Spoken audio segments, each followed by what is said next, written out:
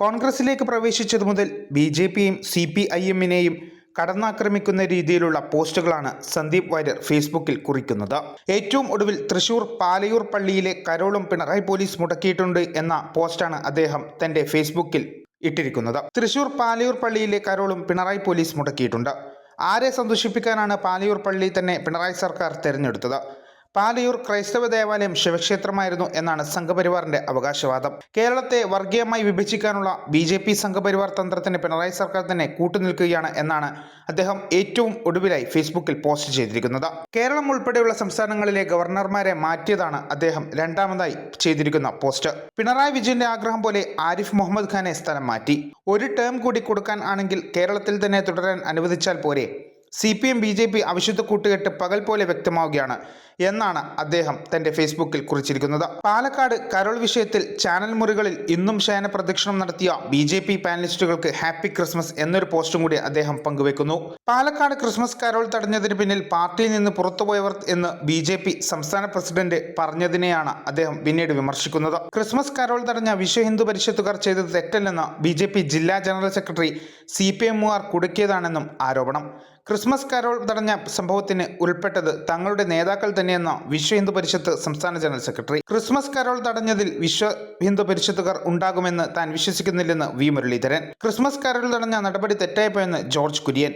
അതിനും പുറമെ 6 ചാനലുകളിൽ 6 അഭിപ്രായം പറയുന്ന BJP പാനലിസ്റ്റുകൾ. ഇത് മുഴുവൻ ഒരൊറ്റ ദിവസത്തെ ജന്മഭൂമിയിൽ വായിക്കേണ്ടി വരുന്ന BJP പ്രവർത്തകന്റെ അവസ്ഥ ഒന്ന് ആലോചിച്ച് തന്നെ നോക്കണം. പാലക്കാട് ക്രിസ്മസ് ആഘോഷം തടഞ്ഞതിന് പിന്നിൽ അടുത്ത കാലത്ത് BJP വിട്ടവർ എന്ന് സുരേന്ദ്രൻ.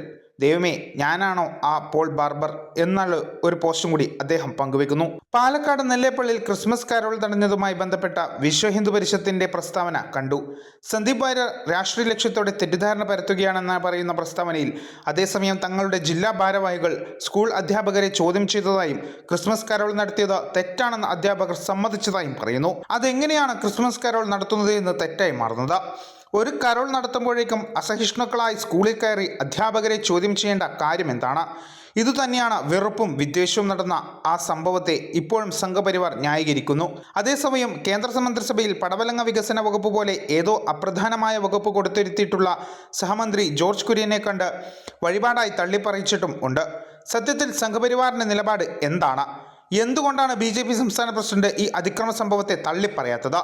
സംഭവത്തിൽ അറസ്റ്റിലായ 2 പേർ BJP ഭാരവാഹികൾ ആയിരുന്നില്ലേ?